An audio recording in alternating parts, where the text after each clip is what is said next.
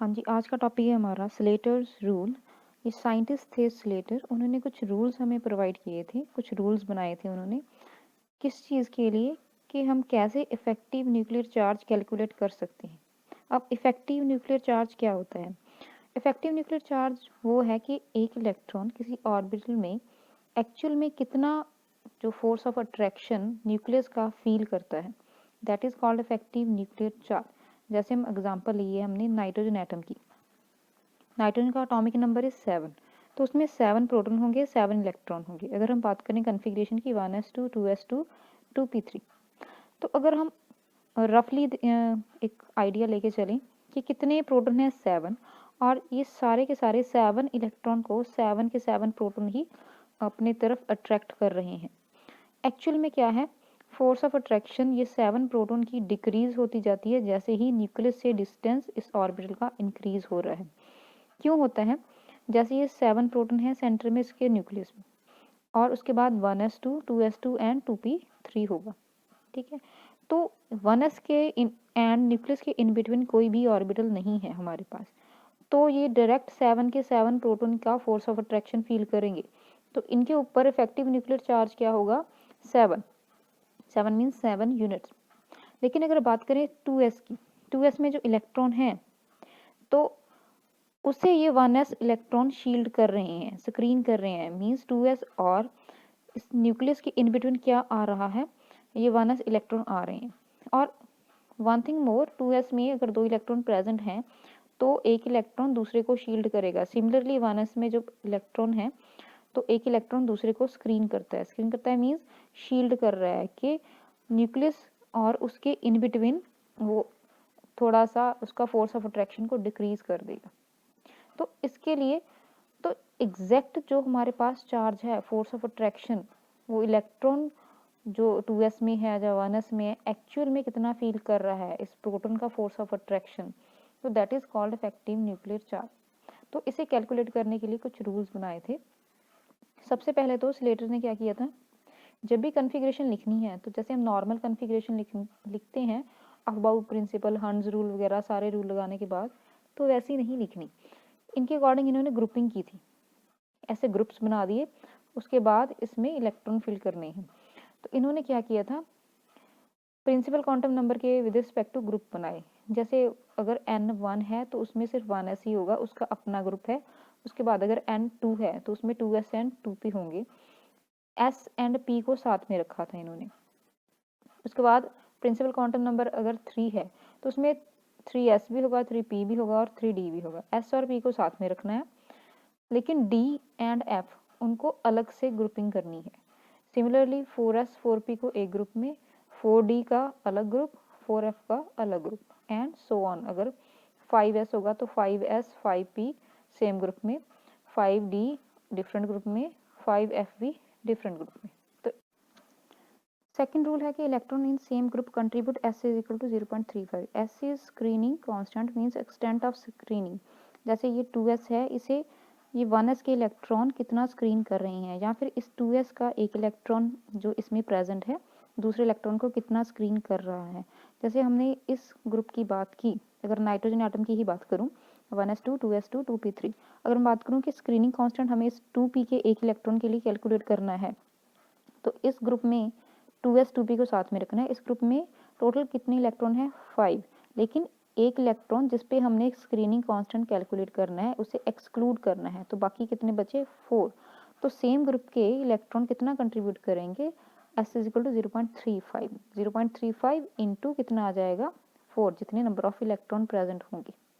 उसके बाद है electron in n-1 shell contribute s is equal to 0.85। इसके जो 4 इलेक्ट्रॉन है 0.35 से मल्टीप्लाई करेंगे। इसके लोअर वाला n-1, यहाँ पे n2 है तो n-1 शेल हमारा मीन्स 1s शेल, उसके लिए हमने कोई भी 1 सब्ट्रैक्ट नहीं करना है, जितने इलेक्ट्रॉन है उससे 0.85 से मल्टीप्लाई कर देने हैं। अगर इससे लोअर कोई और ऑर्बिटल प्रेजेंट होता, जहाँ जितने भी ऑर्बिटल इसके लोअर प्रेजेंट होते सभी को हमने s इज इक्वल टू 1, उनका स्क्रीनिंग कांस्टेंट कंट्रीब्यूशन 1 होता है, उसे नंबर ऑफ इलेक्ट्रॉन को काउंट करके हमने 1 से मल्टीप्लाई कर देना था। उसके बाद है for electron in D and F orbital, all the electron in lower group contribute S is equal to 1। इसके लिए हम एग्जांपल अभी करेंगे कि D का ग्रुप हमने एक अलग से बनाया, देखो D वाला एक अलग से है, इसमें जितने भी इलेक्ट्रॉन होंगे उस इलेक्ट्रॉन के अलावा उसे उस सेम ग्रुप वाले को तो हमने 0.35 से मल्टीप्लाई करना है, लेकिन उसके जितने भी लोअर ग्रुप प्रेजेंट हैं सभी को हमने ऐड करके 1 से मल्टीप्लाई कर देना है। उसमें 0.85 वाला कंट्रीब्यूशन नहीं होगा, डायरेक्ट क्या होगा 0.35 and only S is equal to 1, ये दो कंट्रीब्यूशंस होंगी। एक लास्ट जो है रूल इसका वो क्या है, electron in any group higher in sequence than electron under consideration contribute S is equal to 0। ये क्या है कि हमारे पास स्क्रीनिंग कौन से ऑर्बिटल कर रहे हैं, अगर इस 2p की बात करूं तो इसे 2s and 1s he electron screen करेंगे। अगर इस 2s की बात करूं तो ये 1s वाले इलेक्ट्रॉन ही इसे स्क्रीन करेंगे। इस 2s को ये 2p वाले इलेक्ट्रॉन स्क्रीन नहीं करेंगे, क्यों? क्योंकि इस 2s एंड इस न्यूक्लियस के इन बिटवीन क्या है, मेरे पास 1s इलेक्ट्रॉन प्रेजेंट है। अगर इस 2p की बात करूं तो ये न्यूक्लियस और हमारे पास जो 2s ऑर्बिटल है उनके इन बिटवीन नहीं आता, ता जो उसका जो फोर्स ऑफ अट्रैक्शन है न्यूक्लियस से ये 2p इलेक्ट्रॉन अफेक्ट नहीं करते। तो अगर हमारे पास नाइट्रोजन दिया हुआ है और उन्होंने बोला कि find out the Z effective या effective nuclear charge for this 2s electron, तो हमने ग्रुपिंग तो नो डाउट कर लेनी है, ऐसे 1s का एक ग्रुप 2s का एक ग्रुप, लेकिन उसमें 2p का कोई भी कंट्रीब्यूशन नहीं होगा। हमने 2s से शुरू करना है, 2s का एक इलेक्ट्रॉन एक बचेगा क्योंकि एक अंडर कंसिडरेशन होगा, उसे 0.35 से मल्टीप्लाई करेंगे इनटू n-1 क्या है हमारे पास 1s ऑर्बिटल, उसे 2 इलेक्ट्रॉन है, 2 इंटू 0.85 से हम मल्टीप्लाई करेंगे, तो वो आ जाएगा टोटल स्क्रीनिंग कांस्टेंट हमारा। एक एक्सेप्शन है इसमें कि screening constant for 1s electron is S is equal to 0.30। 1s electron से क्या मतलब, अगर किसी भी एटम के लिए मैं बोल दूं जैसे नाइट्रोजन ही है, मैं बोलूँ स्क्रीनिंग कांस्टेंट नाइट्रोजन का इस 1s इलेक्ट्रॉन के लिए फाइंड आउट कीजिए, तो हम कैसे करेंगे कि आउटर मोस्ट जो है इसके 2s 2p तो वो कंट्रीब्यूट होएंगी नहीं, क्योंकि 1s को कोई भी स्क्रीन नहीं कर रहा है 2s 2p में से, तो इसे स्क्रीन कौन कर रहा है, एक इलेक्ट्रॉन 1s का दूसरे को स्क्रीन कर रहा है। ये वाला जो इलेक्ट्रॉन है तो ये वाले इलेक्ट्रॉन को स्क्रीन करेगा, सिमिलरली ये वाला इलेक्ट्रॉन इस इलेक्ट्रॉन को स्क्रीन करेगा इस न्यूक्लियस का फोर्स ऑफ अट्रैक्शन फील करने को। तो अगर मैं बात करूं, अगर स्क्रीनिंग कांस्टेंट ये इलेक्ट्रॉन का इस ऑर्बिटल में कितना होगा कंट्रीब्यूशन 0.30, जैसे अब एग्जांपल करते हैं हम,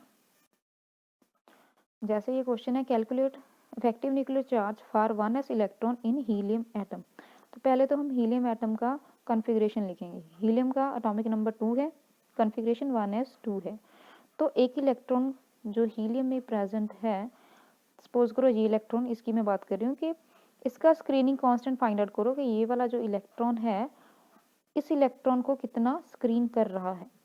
तो ये खुद को तो स्क्रीन करेगा नहीं, तो हम क्या करते हैं कि जो इलेक्ट्रॉन हम काउंट कर रहे हैं उसमें से एक इलेक्ट्रॉन सब्ट्रैक्ट कर देते हैं, क्योंकि कोई भी इलेक्ट्रॉन खुद को स्क्रीन नहीं करता तो उस चीज़ को हम एक्सक्लूड कर देते हैं।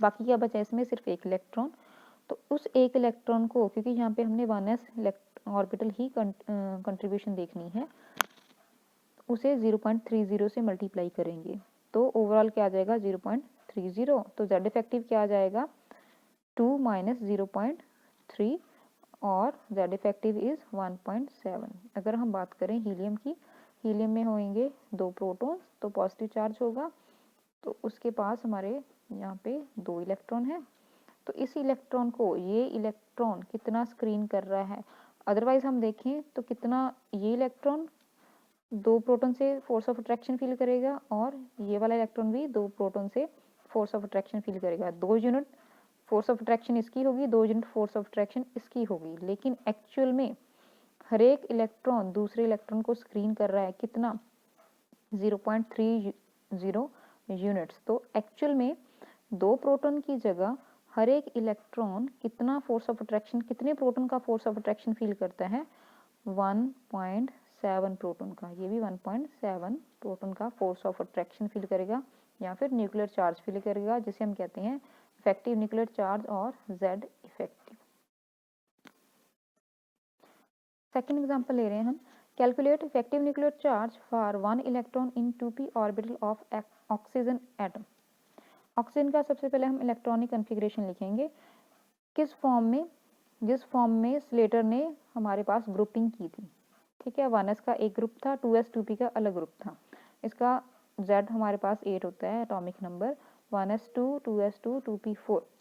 तो इसने बोला है कि 2p ऑर्बिटल में हमारे पास जो इलेक्ट्रॉन है, इस 2p में जो हमारे पास इलेक्ट्रॉन है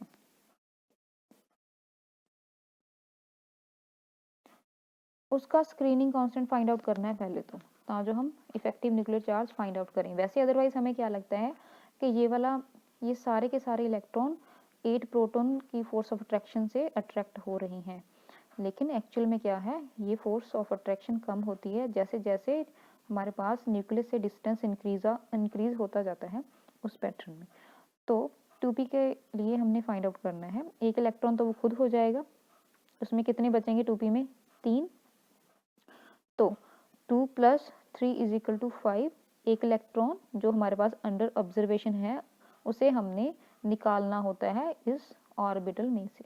ठीक है, तो इस ग्रुप में कितने बचेंगे हमारे पास, 5 इलेक्ट्रॉन।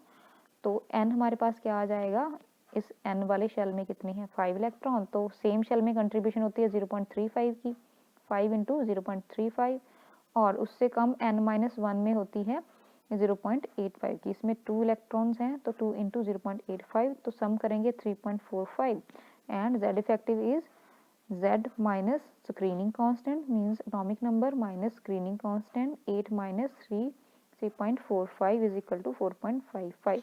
तो अगर मैं बात करूं कितने प्रोटॉन इस इलेक्ट्रॉन को अपनी तरफ अट्रैक्ट कर रहे हैं, अगर हम नॉर्मली देखें हम बोलेंगे जी 8 प्रोटॉन होते हैं, तो 8 प्रोटॉन का फोर्स ऑफ अट्रैक्शन इसको लग रहा है। एक्चुअल में कितना लग रहा है, 4.55 प्रोटॉन का इसे फोर्स ऑफ अट्रैक्शन लग रहा है। तो हम देख रहे हैं जैसे जैसे न्यूक्लियस का डिस्टेंस इंक्रीज होता जा रहा है, हमारे पास ऑर्बिटल्स का न्यूक्लियस से डिस्टेंस इंक्रीज होता जा रहा है, तो वैसे वैसे फोर्स ऑफ अट्रैक्शन न्यूक्लियस की कम होती जा रही है। इसलिए हम कहते हैं कि जो बाहर वाले वैलेंस इलेक्ट्रॉन्स होते हैं वो ईजी होते हैं रिमूव करने। क्यों, क्योंकि वो न्यूक्लियस से थोड़ा दूर होते हैं, जिसकी वजह से न्यूक्लियर चार्ज ऑफ अट्रैक्शन या न्यूक्लियर फोर्स ऑफ अट्रैक्शन उनमें कम लगती है। हाँ जी, इसके बाद हम एग्जाम्पल करेंगे, calculate effective nuclear charge for electron in 4s and 3p orbital for zinc. तो पहले हम जिंक का एटॉमिक नंबर देखेंगे 30। तो जो ग्रुपिंग की थी स्लेटर ने उसके विद रिस्पेक्ट टू हम इसका इलेक्ट्रॉनिक कन्फिग्रेशन लिखेंगे इस पैटर्न में, 1s2 2s2 2p6 3s2 3p6 3d10 4s2। तो पहले हमने 4s वाले केस को कंसीडर करेंगे। तो 4s में हमारे पास 2 इलेक्ट्रॉन है, तो एक इलेक्ट्रॉन दूसरे को स्क्रीन करेगा और एक इलेक्ट्रॉन हमारे पास अंडर ऑब्जर्वेशन है, वो खुद को स्क्रीन नहीं करेगा। तो इसमें से 2 में से हम एक सब्ट्रैक्ट करेंगे, तो n शेल में से ये है हमारे पास same shell means n shell, तो उसमें कितने इलेक्ट्रॉन है, 1। तो अगर सेम शेल वालों की कंट्रीब्यूशन देखें तो कितनी होती है, s = 0.35। तो 1 को हम 0.35 से मल्टीप्लाई करेंगे, उसके बाद n-1 शेल मींस हमारे पास n था 4, n-1 मींस 3 वाले ये सारे वाले शेल्स या ग्रुप्स। सभी के लिए इलेक्ट्रॉन काउंट करें तो ये 2 + 6 + 10 18 आ जाएंगे।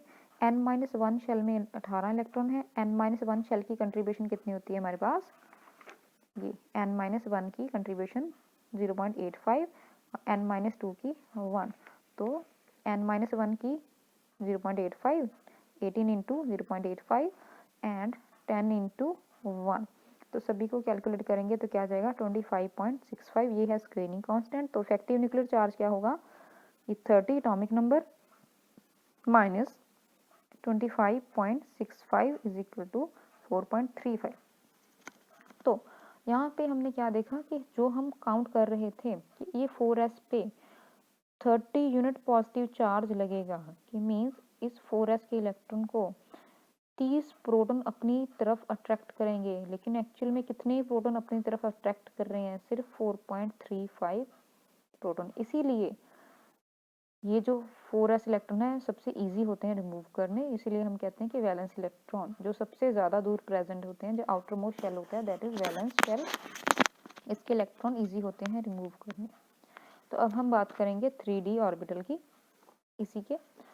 तो अगर 3d की बात करेंगे तो 4s की तो कोई कंट्रीब्यूशन है नहीं, क्योंकि बाहर वाला शेल कभी भी कंट्रीब्यूट नहीं करता है स्क्रीन करने में, सिर्फ इनवर्ट जो होते हैं हमारे पास ऑर्बिटल वही स्क्रीन करते हैं। तो 3d के लिए हमने रूल किया था कि अगर हमने इलेक्ट्रॉन 3d में फाइंड आउट करनी है या 3f में करनी है, तो उसमें हमने ग्रुपिंग कर लेनी है कि 3d की अलग से ग्रुपिंग करेंगे। 3d को अलग से ग्रुप, यहाँ पे 3s पहले 3s 3p 3d को हमने अलग से प्रॉपर ग्रुप किया था। अगर क्योंकि यहाँ पे हमने 4s की कैलकुलेशन करनी थी z इफेक्टिव की। अगर हम 3d की बात करें तो 3d वाले इलेक्ट्रॉन को अगर अंडर ऑब्जर्वेशन है तो वो अपना अलग से ग्रुप बनाएंगे, अपना अलग से ग्रुप बनाएंगे। तो एक इलेक्ट्रॉन तो हमारा अंडर ऑब्जर्वेशन है, तो बाकी कितने बचेंगे n, सॉरी 9, बाकी बचेंगे इसमें से 10 - 1 9।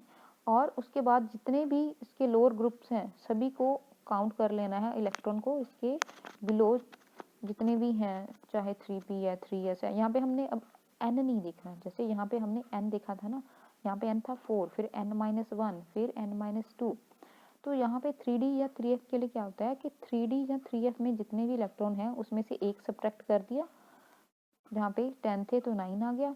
तो सेम ग्रुप में कंट्रीब्यूशन होती है 0.35 की, तो यहाँ पे 9 को 0.35 से मल्टीप्लाई कर दिया। उसके बाद जितने भी नीचे इलेक्ट्रॉन प्रेजेंट हैं सभी की कंट्रीब्यूशन कितनी होती है 1, तो सभी को ऐड कर दिया हमने। तो क्या हो गया 18 इलेक्ट्रॉन इंटू 1, तो 21.15। तो ये हो गया एस हमारा। तो जेड इफेक्टिव क्या आ जाएगा हमारे पास, z minus S is equal to 8.85। Means ये जो हमने यहाँ पे किया था 4s इलेक्ट्रॉन को 4.35 प्रोटॉन अपनी तरफ अट्रैक्ट कर रहे हैं, तो 3d के इलेक्ट्रॉन को 8.85 हमारे पास जो प्रोटॉन है वो अट्रैक्ट कर रहे हैं। तो अगर हम 3d एंड 4s में देखें तो न्यूक्लियर चार्ज किस पे ज़्यादा लग रहा है, 3d पे इन कंपैरिजन टू 4 है, इसीलिए 4s के इलेक्ट्रॉन सबसे पहले रिमूव करते हैं जब भी हम जिंक से क्या बनाते हैं Zn2 पॉजिटिव। तो 4s को हमने पहले रिमूव करना होता है, क्योंकि ये जो है फोर्स ऑफ अट्रैक्शन सिर्फ 4 इलेक्ट्रॉन की फील करते हैं, 3d वाले 8.85 इलेक्ट्रॉन प्रोटॉन की फोर्स ऑफ अट्रैक्शन फील करते हैं। तो इसलिए ये ज़्यादा अट्रैक्टेड होते हैं टुवर्ड्स न्यूक्लियस और इन्हें रिमूव करना मुश्किल होता है। उसके बाद आता है एक रूल के पेरीफ्री के लिए अगर हमने जेड इफेक्टिव कैलकुलेट करना है, पहले तो हमने क्या किया था कि calculate Z effective for electron in 2p in 2s, हमने पर्टिकुलर ऑर्बिटल को मेंशन किया होता है। अब पेरीफ्री क्या है, पेरीफ्री में जो हमारे पास आउटर मोस्ट ग्रुप होता है जहाँ इलेक्ट्रॉन हमारे पास वैलेंस इलेक्ट्रॉन जो भी होते हैं उसके लिए जेड इफेक्टिव कैलकुलेट करना है। इसमें डिफरेंस क्या है कैलकुलेशन में कि ये जो हमने एक इलेक्ट्रॉन पर्टिकुलर पहले काउंट किया था, हम पहले क्या करते थे कि जितने भी ये इलेक्ट्रॉन है उसमें से एक इलेक्ट्रॉन रिमूव कर देते थे, क्योंकि एक इलेक्ट्रॉन जो हमारा होता था वो अंडर ऑब्जर्वेशन होता था और वो खुद को स्क्रीन नहीं करता था। अब पेरिफेरी मींस जो आउटर मोस्ट शेल है सारे के लिए हमने जेड इफेक्टिव कैलकुलेट करना है, जो वैलेंस इलेक्ट्रॉन के लिए जेड इफेक्टिव कैलकुलेट करना है। तो उसमें हमने जो 1 इलेक्ट्रॉन है हमने यहाँ पे मेंशन नहीं किया कि पर्टिकुलर किसी एक इलेक्ट्रॉन के लिए, नहीं, हमने सारे वैलेंस इलेक्ट्रॉन को काउंट करना है। तो यहाँ पे एक को सब्ट्रैक्ट नहीं करेंगे, अगर टोटल वैलेंस इलेक्ट्रॉन 5 हैं तो हम 5 ही लेके चलेंगे। एंड जो हमारे पास ये जो 5 इलेक्ट्रॉन है कितना कंट्रीब्यूट करेंगे 0.35, सेम ग्रुप के लिए कंट्रीब्यूशन 0.35 की होती है। n-1 शेल के लिए कितनी होती है 0.85 की, तो 2 इंटू 0.85 ये टोटल आ जाएगा 3.45 एंड जेड इफेक्टिव क्या आ जाएगा 7 - 3.45 इज इक्वल टू 3.55। तो अगर मैं बात करूँ जो हमारे पास वैलेंस इलेक्ट्रॉन है आउटर मोस्ट सभी के सभी हमारे पास कितने प्रोटॉन से अट्रैक्ट हो रही हैं 3.55 प्रोटॉन जो वैलेंस इलेक्ट्रॉन है उन्हें अपनी तरफ अट्रैक्ट कर रहे हैं। सिमिलरली अगर बात करूँ सेकंड एग्जांपल है कॉपर के लिए मैंने ली है, calculate Z effective for periphery of copper atom. अब इसकी कॉन्फ़िगरेशन लिखेंगे 1s2 2s2 2p6 3s2 3p6 3d10 4s1। अब हमने नॉर्मल जो कॉपर की कॉन्फ़िगरेशन होती है वो लिखी है यहाँ पे, वो इसी सेम पैटर्न में आ रही है। वैसे तो कॉपर की एक्सेप्शनल होती है कि बाकियों में 4s2 होता है, इसमें 4s1 होता है। लेकिन अगर हम स्लेटर के जो ग्रुपिंग की थी 1s 2s 2p 3s 3p 3d 4s, हमने उसी पैटर्न में फिल करना है, तो उसे फिल करेंगे 3d10 4s1, हमारे पास ये आ रहा है। अब इसका पेरिफेरी क्या है, आउटर मोस्ट इलेक्ट्रॉन, ये जो 4s है ये इसका पेरिफेरी है हमारे पास कॉपर का। तो इस पेरिफेरी में एक इलेक्ट्रॉन है, पेरिफेरी वालों में हमने एक इलेक्ट्रॉन सब्ट्रैक्ट नहीं करना होता, मीन्स अगर इसमें टोटल 1 इलेक्ट्रॉन है तो 1 - 1 0 नहीं करना हमने। तो इसमें क्या आ जाएगा 1 × 0.35 कंट्रीब्यूशन। उसके बाद अगर s की काउंट कर रहे हैं तो बाकी n - 1 n - 2 वाला रूल लगेगा। तो n - 1 में 18 इलेक्ट्रॉन है, तो 18 × 0.85 एंड n - 2 एंड लोअर में कितने हैं 10, तो उसे 1 से मल्टीप्लाई कर देंगे, तो z इफेक्टिव हमारे पास कितना आ जाएगा 4.35। वहीं अगर मैं बात करूं, ये था पेरिफेरी। अगर हम कंपेयर करें कि calculate z effective for electron in 4s, तो यहाँ पे हमने क्या था 4s की ही बात कर रहे हैं यहाँ पे भी, लेकिन 4s को एज पेरिफेरी मान के चले थे। अब हम उस पर्टिकुलर इलेक्ट्रॉन का ही z इफेक्टिव कैलकुलेट करेंगे कि मैंने इस इलेक्ट्रॉन का particular z effective find out करना है। इसे मैं पेरिफेरी नहीं काउंट कर रही हूँ, मीन्स अब मैं वैलेंस शेल की बात नहीं कर रही हूँ, अब इस पर्टिकुलर इलेक्ट्रॉन की बात कर रही हूँ। इसमें से जब पर्टिकुलर इलेक्ट्रॉन की बात करते हैं तो उसमें से जो इलेक्ट्रॉन अंडर ऑब्जर्वेशन होता है तो वो सब्ट्रैक्ट करना होता है। अब इस 4s में कितने बचेंगे 0, तो n शेल में कितने इलेक्ट्रॉन है 0, तो 0 × 0.35 इतनी कंट्रीब्यूशन। n - 1 में कितने हैं 18 × 0.85 की कंट्रीब्यूशन। उसके बाद 10 इलेक्ट्रॉन, तो 10 × 1 की कंट्रीब्यूशन, टोटल आ जाएगा 25.3। तो z इफेक्टिव इसका कितना आ जाएगा, उसके बाद अगर हम देखें तो 3 यहाँ पे आ जाएगा 3.7। हालांकि हमारे पास अगर मैं पेरिफेरी की बात कर रही थी यहाँ पे था 3.7, अगर मैं पेरिफेरी की बात की थी तो यहाँ पे था 4.35। यहाँ पे भी इसी 4s की बात हो रही है, यहाँ पे भी इसी 4s की बात हो रही है, लेकिन यहाँ पे इस पर्टिकुलर इलेक्ट्रॉन को मेंशन किया है। यहाँ पे मैंने क्या बात की है कि पेरिफेरी को कैलकुलेट किया जाए, z effective for periphery calculate किया जाए। तो पेरिफेरी जब भी हम लेते हैं, अगर पेरिफेरी वर्ड आ जाए तो यहाँ जो ऑर्बिटल अंडर ऑब्जर्वेशन है उसमें से एक इलेक्ट्रॉन सब्ट्रैक्ट नहीं करना। यहाँ पे भी हमने इलेक्ट्रॉन की बात हो रही है, यहाँ पे इलेक्ट्रॉन लिखा है, जहाँ पे भी इलेक्ट्रॉन लिखा होगा वहाँ पे वो जो इलेक्ट्रॉन अंडर ऑब्जर्वेशन है वो हमने सब्ट्रैक्ट करना है, जैसे इस 4s में किया था। तो ये थी थोड़ी सी सिंपल एग्जांपल स्लेटर रूल की। एंड ये होता है क्या है स्लेटर रूल, किसके लिए होता है for calculation of z effective, means effective nuclear charge. और इफेक्टिव न्यूक्लियर चार्ज क्या होता है कि एक्चुअल में वो इलेक्ट्रॉन जो अंडर ऑब्जर्वेशन है, जिस इलेक्ट्रॉन की हम बात करेंगे, उसे कितने नंबर ऑफ प्रोटॉन अपनी तरफ अट्रैक्ट कर रहे हैं। इतना नहीं है, ये नहीं कह सकते हम कि जितने भी प्रोटॉन प्रेजेंट होंगे न्यूक्लियस में सारे के सारे उसे अट्रैक्ट करेंगे। वो स्क्रीन होता है इनवर्ड जो भी ऑर्बिटल प्रेजेंट होते हैं। तो एक्चुअल में जो स्क्रीनिंग के बाद इफेक्टिव न्यूक्लियर चार्ज बचता है, तो मीन्स क्या होता है इफेक्टिव न्यूक्लियर चार्ज के एक्चुअल में कितने प्रोटॉन उस इलेक्ट्रॉन को अपनी तरफ अट्रैक्ट कर रहे हैं, दैट इज z इफेक्टिव और इफेक्टिव न्यूक्लियर चार्ज।